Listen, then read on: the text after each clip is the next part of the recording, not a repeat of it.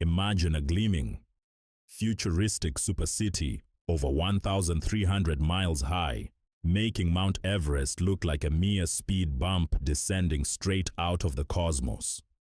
Inside, thriving nations trade, kings rule, and gravity-defying architecture stretches infinitely without a single trace of death, pain, or corruption. For your entire life, you've probably been sold the idea that eternity just means sitting on a fluffy white cloud, strumming a harp, and singing in a never-ending choir. Honestly, many believers secretly fear that heaven might actually be incredibly boring, but the raw, unfiltered truth buried deep in biblical prophecy reveals a shocking reality that defies human logic.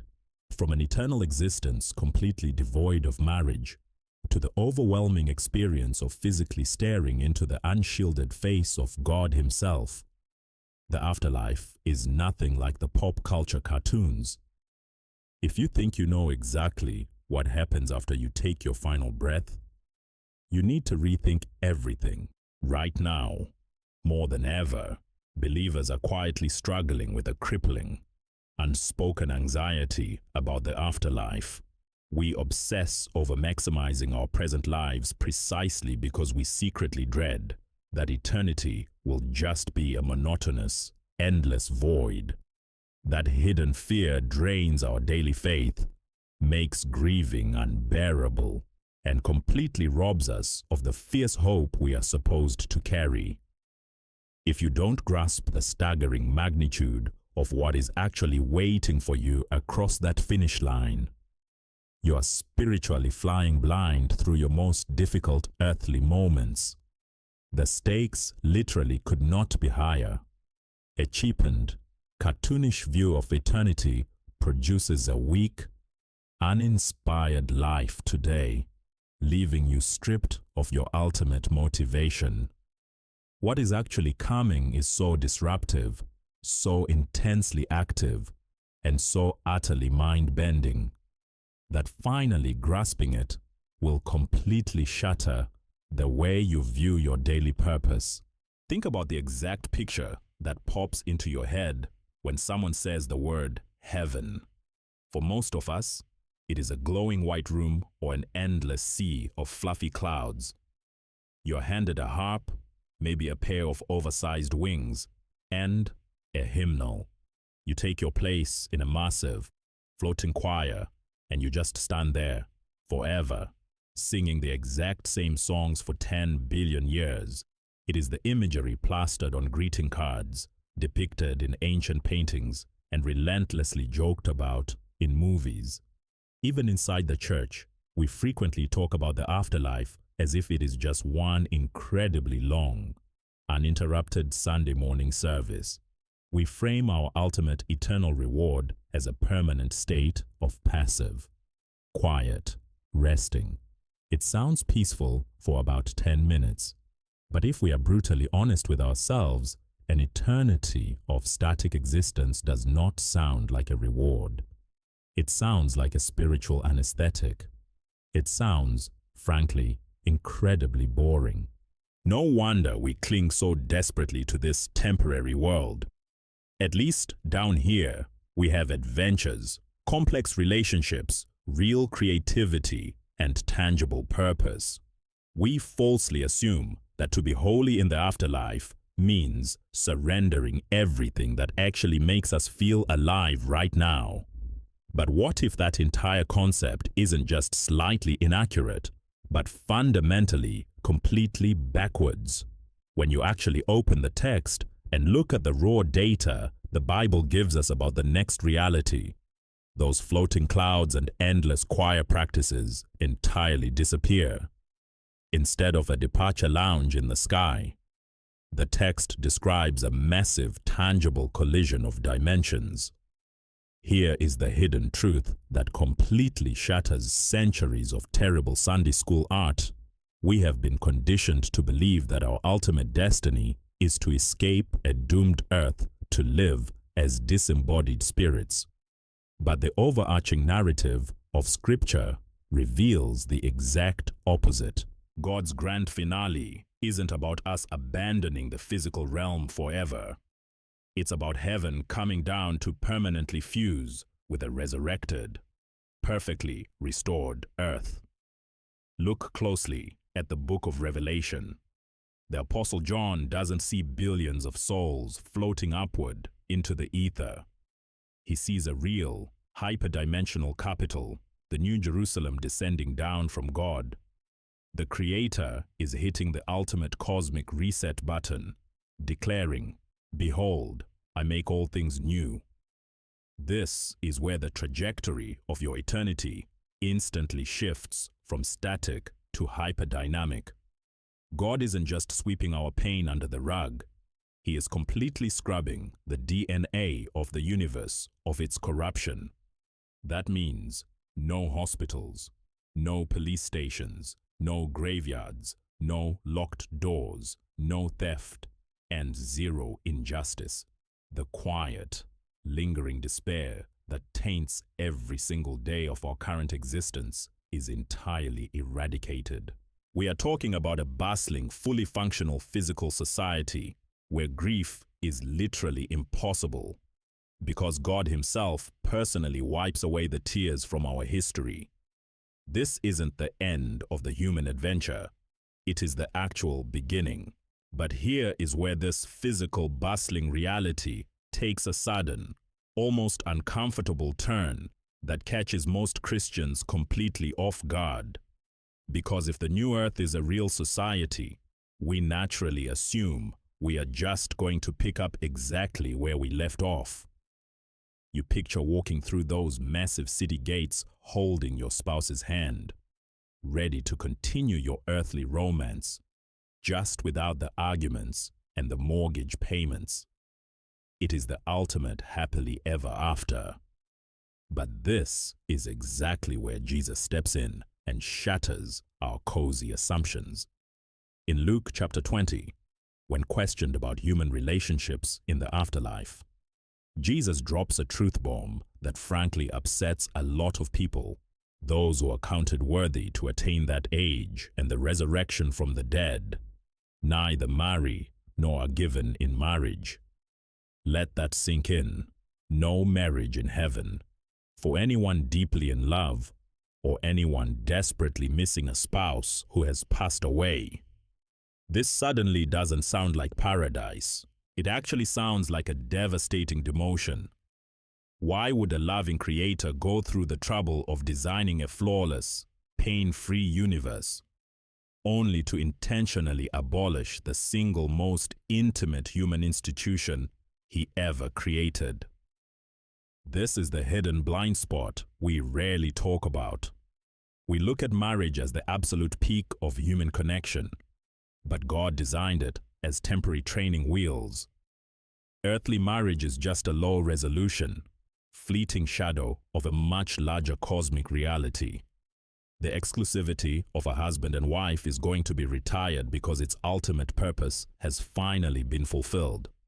The profound intimacy, closeness, and fierce love you can currently only experience with one single human being isn't being erased, it is being exponentially multiplied. You are not losing your partner.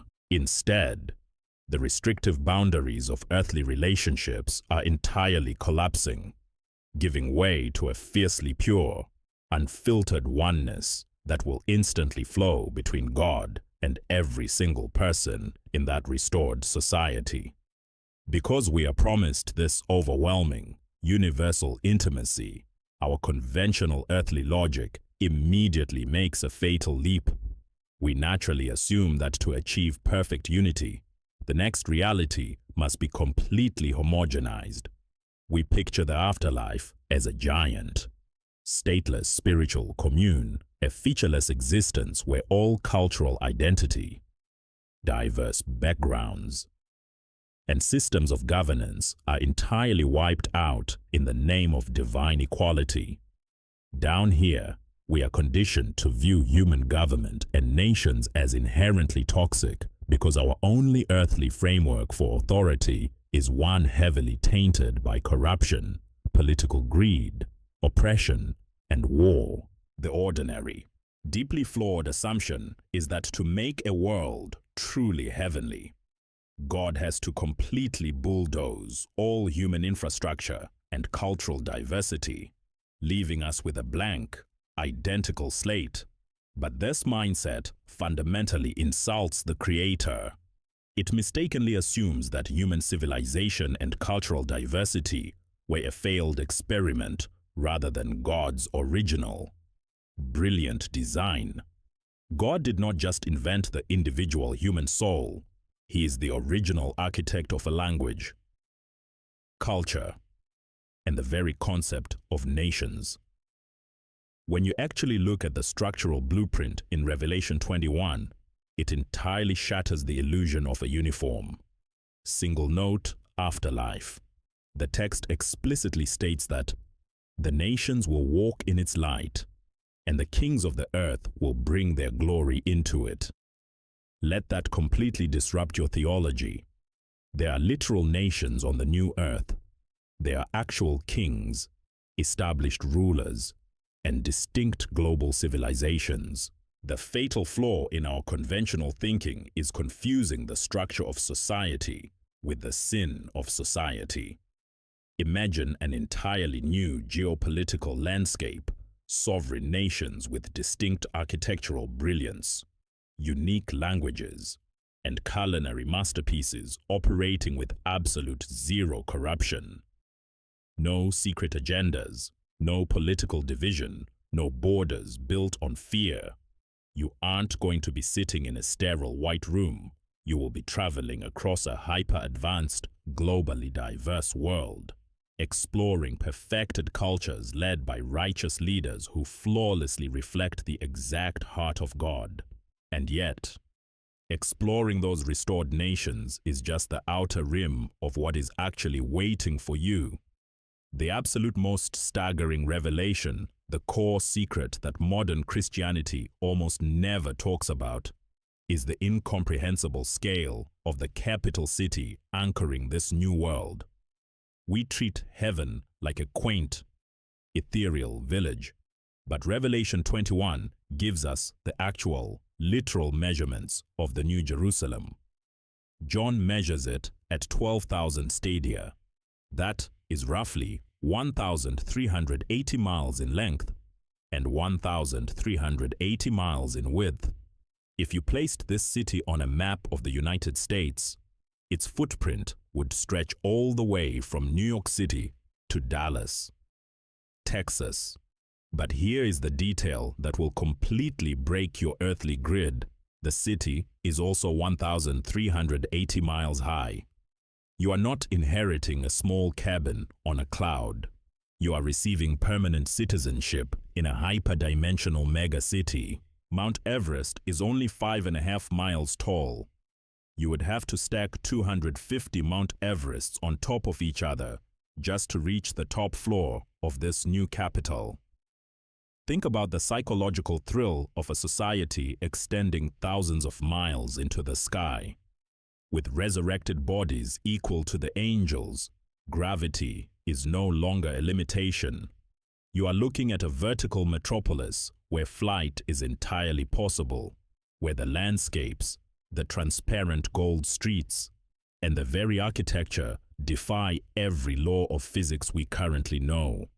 Missing out on this isn't just missing out on peace, it is forfeiting the ultimate, limitless human adventure. Jesus promised, "I go to prepare a place for you."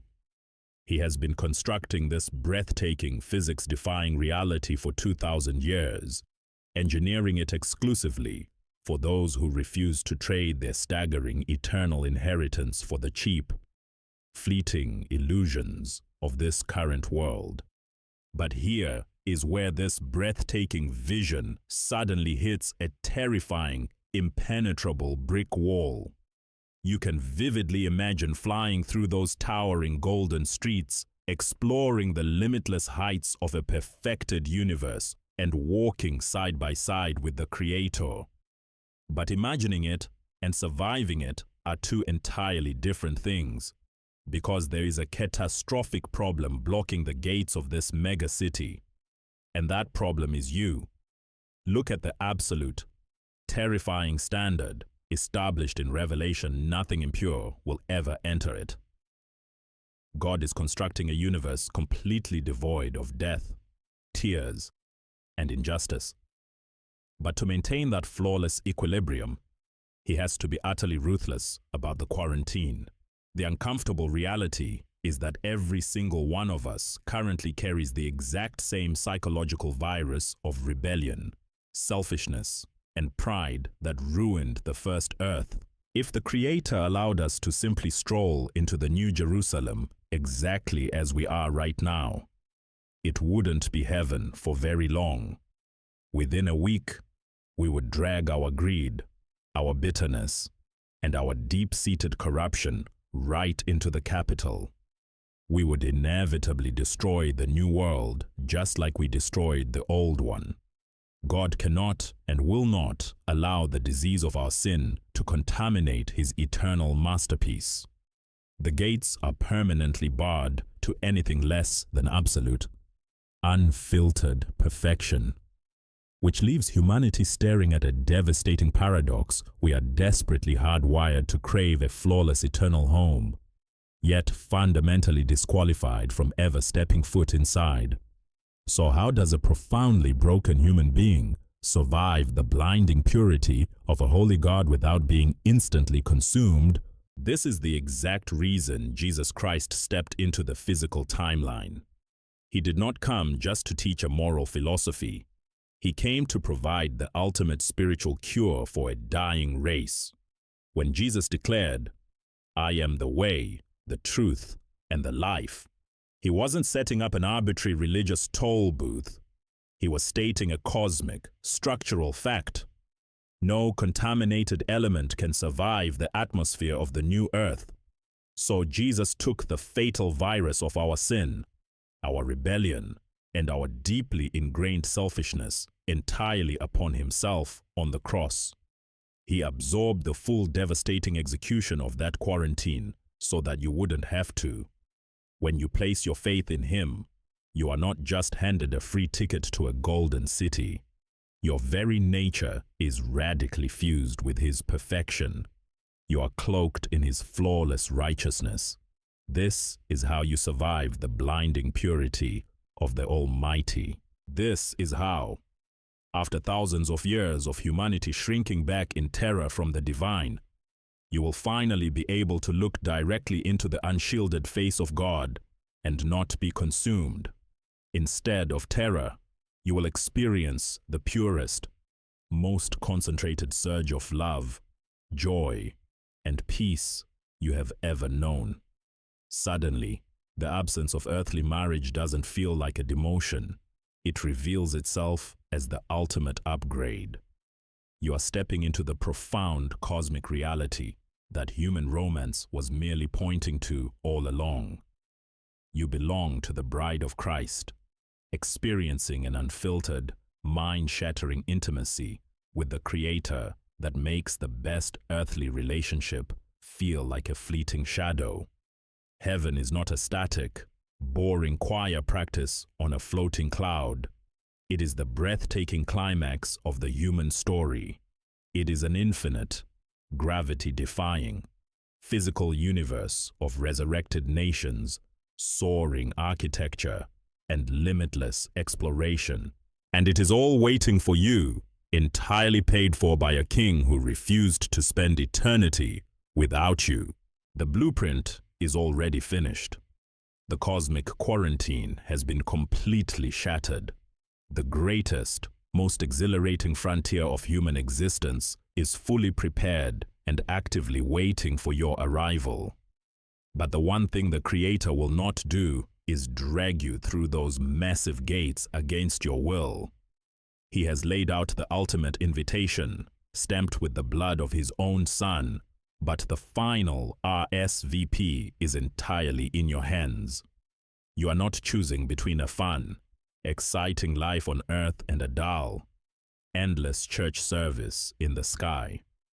You are deciding whether to cling to a dying, corrupted shadow of a world, or to finally step into the vibrant, indestructible reality your soul has been desperately craving since the second you were born. Do not trade a limitless, hyperdimensional eternity for the cheap, temporary thrills of a timeline that is rapidly expiring. The King has done absolutely everything necessary to bring you home. All that remains is for you to surrender your pride, trust in his sacrifice, and accept the permanent citizenship he is offering you right this very second. If this vision of the future completely shattered the tired, predictable cliches you were taught growing up, and you are ready to continue uncovering the raw, unfiltered truth of what Scripture actually says about our reality, hit the subscribe button right now. We are building a community deeply dedicated to digging past the superficial, watered-down Sunday school answers to confront the profound, staggering facts of the biblical text. And before you click away, send this exact video to that one friend or family member who still genuinely believes eternity is just going to be a boring choir practice on a fluffy white cloud. Give them the chance to see the actual breathtaking adventure that is coming. Do not let them miss out on the new world.